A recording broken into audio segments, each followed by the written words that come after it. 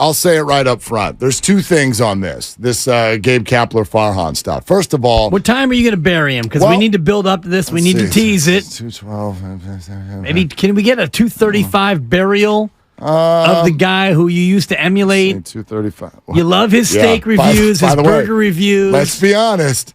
I am activated to not have Gabe Kapler get fired. I lose one of my two impressions. True. Okay? But I added a new one yesterday, which, as long as we keep Wiggins around, thank you. I'm going to stick with it. I'm not going to try to overuse it. Come for the Willard and Dibs. Stay for the Wiggins impersonation. It was incredible. Here's what I'll say, and you don't have to like this. Maybe you don't love this in your sports media people. I sort of vowed a number of years ago. We work in a very volatile industry. I do not enjoy, and I actually work hard to not use these microphones to call for people's jobs.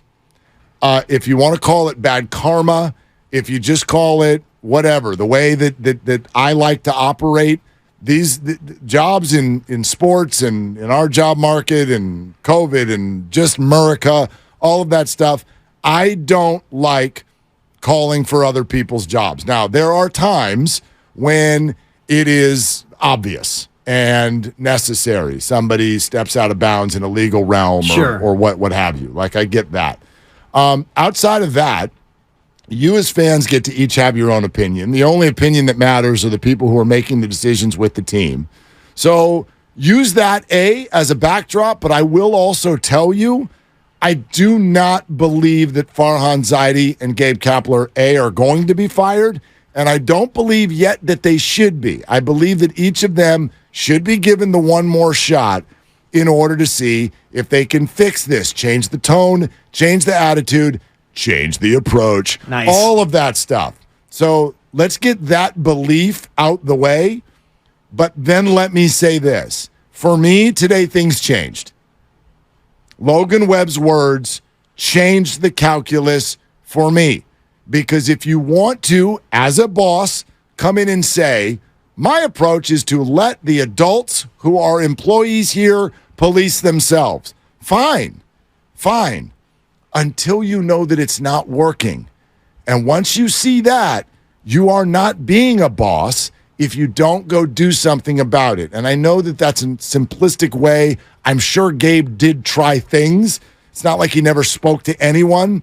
But the bottom line is, you guys are the bosses. Your best player is now squawking. He's using the word change. He's talking about accountability. He's talking about complacency. And no matter how you look at it, that all ends up on your feet. And so the volume is turned all the way up. And if the clubhouse was acting that way this year and you never did anything about it, it's not acceptable. It's not acceptable. And it's more than just one guy playing a card game. It's, I think, a number of other evidentiary points that we've all heard about throughout the course of the year. It's starting pitchers talking about not knowing what their role is or not being in favor of how they were used. It is a constant yo-yoing of younger players back and forth from the minors, back up, you're back down, and all the rest of that, which is not on Gabe. That's on Farhan more than it's on Gabe Kapler. It's a collection of things, including a road record that is the worst that this franchise has had over the course of 2 months in more than 100 years. All these things point to more than just one starting pitcher being, quote, sick of losing. It's a deeper problem, I think, across the board. And so I don't think that you look at what they've done, Gabe and Farhan in their time here, the success they've had. This year will go down as a disappointment, but it's not a massive failure. You're still in the playoff race here with a week left to go. I don't agree with you on that one. I don't know. I think it's not a massive failure. I believe it is. Well, I believe it is. I don't, because if you look at the collection of talent that they have, they're not very good. Well, but they don't have anybody at any position in the field that's a top 3 offensive guy. I would not rather, even close. I would rather look at a lot of these players and say that when they were brought in, the thought is that you would get more out of them. I know everybody, Mitch Haniger, who's this guy? Well, he's someone who hit well over 30 home runs in a season when he's healthy. A couple years ago. Right. He got hit Sure. on the wrist. He broke his wrist. He's hurt again. It didn't work out. Conforto, wasn't terrible. Largely a disappointment, though. Brandon Crawford was never able to get it going. Joey Bart did not develop. The pitchers that you brought in from Stripling and Manai and DeSclafani, Wood, bust, all across the board. And so, when I looked at this roster at the beginning of the year, let's keep in mind, who are they losing out to? They're looking up at the Reds. So to say it's not a massive disappointment, to me it is. Well, look at the rosters who you can say, who do they have? They're still not out of the playoff race. They need somebody to lose every day and have them win every day. They're at a 0.1% chance. Yeah, look up at the rosters in front of them and tell me how that roster is supposedly good. Cincinnati's got more excitement. They've got they have more difference makers than the Giants. They have an exciting player. I bet you couldn't name four guys, and that's not a shot because neither could I. Yes, come on. What was the Giants over under this year in the win total? Because I think you bet it 81.5. Yeah, they're not going to get it. And that is absolutely ridiculous, flabbergasting to think about. If you want to go 2 months back and they're 12 games above 500, now they're a game below. They might still get there. They got 5 to go. They need to win 4 or 5. All against the Padres and Dodgers, who are all more talented. I mean, they got a base hit at the right time last night. Let's not act like it was a wonderful game. Clutch. No, big win. Big win for Logan. I'm not trying to get you off of your anger stoop, because I like when you get to this place. I wouldn't say it's a massive disappointment, because I look at their team, and their team just isn't good enough. Now, is the whole regime a disappointment? That's a question that we're going to have to ask here between now and if they keep their job and now and the next start of the season, because they have to be better. Here's where my mind goes when we look at all this. And this is going to be a win for everybody who has said from the beginning, stop with all the spreadsheets and laptops. And I think that there's a lot of stuff in there that's never been, quite frankly, accurate or fair. Okay? Like, Farhan Zaidi is not a quote-unquote nerd. I don't care what any of you see or say. Have you sat and talked to the man? He's actually really, really engaging human being, I find. I think he is. And I'm talking about off the air.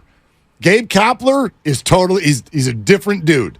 I don't mind differences.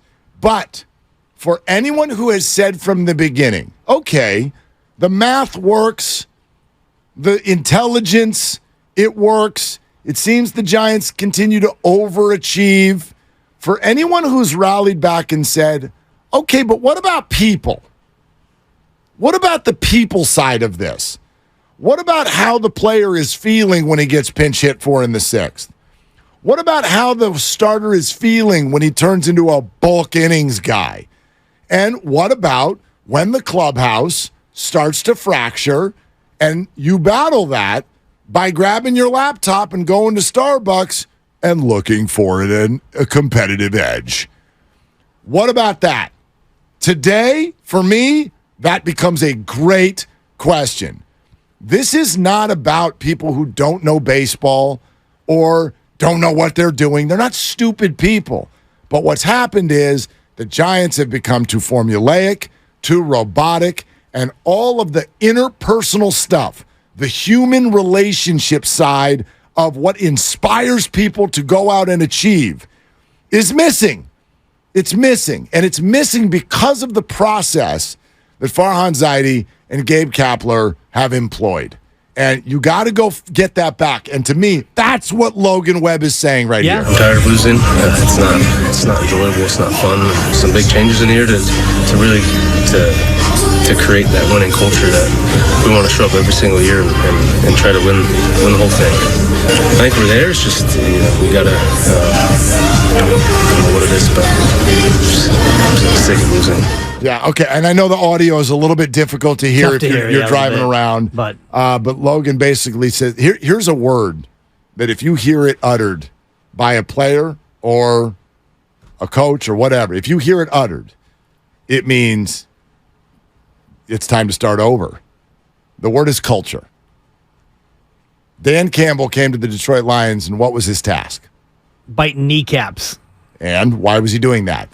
because their culture was a problem. Trying to build a culture. No doubt. And he's We're done going to it. bite a kneecap off. And Logan Webb said it is time for us to create the winning culture. Right. Now, if you're looking at people who are in their 5th year and saying we need to work on our culture, you have a freaking problem. Yes, and this is something that I've said for months, if not years, in terms of my issue with analytics is that all the analytics are great, but you're still, at the end of the day, asking a human being to go out there and perform based on what the spreadsheet thinks that human being should be able to do in that situation. Jock as a lefty against a righty. Well, if Jock is not feeling confident or if he's feeling unsure about his position or if he's not really grinding over every at-bat because he's worried about his Pusoy Dos loss from earlier in the day, these are issues that will belie or go against the spreadsheet. And that's why I've always thought, and everybody,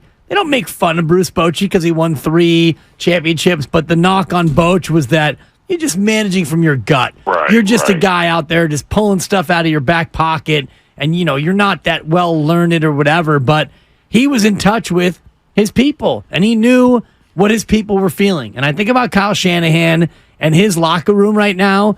He has a great sense for what's going on, who can do what, who is put in the best position to do whatever they can. There's that communication, and I think that's where Gabe Kapler this year fell woefully short, where you had pitchers going all the way back into the summer chirping about how they're being used and not being communicated to, and you had a bit of a leadership void in the clubhouse, and now you sit with a team and you have your one veteran piece, a guy who's going to be here for 5 more years, and he's coming out and rat-a-tat-tatting your culture. That's a pretty damning comment from last night. Here's one of the things why I don't think the locker room goes nuclear on Gabe Kapler is because I don't think that he's largely disliked. I think they almost feel like he's largely absent.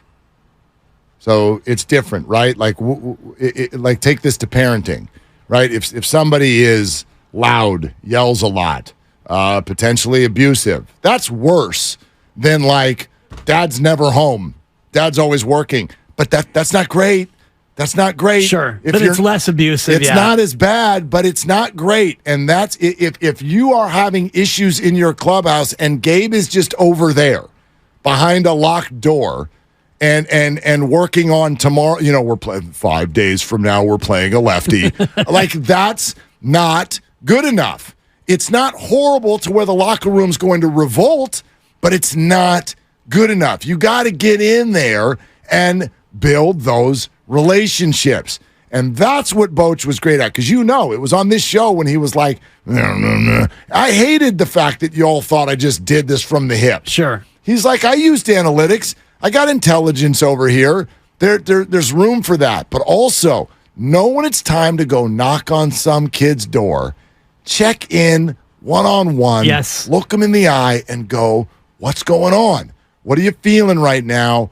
Let's work on this. I think it feels to me like the Giants clubhouse, that's what they're missing. Right. It's the human culture of coaching where you actually go to each individual and you touch base with them and you find out where they are in their own cycle, their own biorhythm, their confidence level, and all the rest of it. And also communicating what the expectation is. You're going to be, hey, we got 3 lefties coming up in the next 5 games. I'm going to need you here. You're a right-hand hitter. I'm going to need you to be sharp and be ready and those sorts of things. And if you're not communicating that, and if you're not in command of the culture and you've got players who are resentful of other players based on how they're handling things after a defeat, that's a major problem. Don't you want to see after a big hit, like the dugout all like laughing with one another, pointing, and even after with a Gabe, home run, putting a hat on somebody? Yeah, I don't know. Yeah, do something wacky. Yeah. Look like you're all connected. What's the word of the offseason for the Warriors?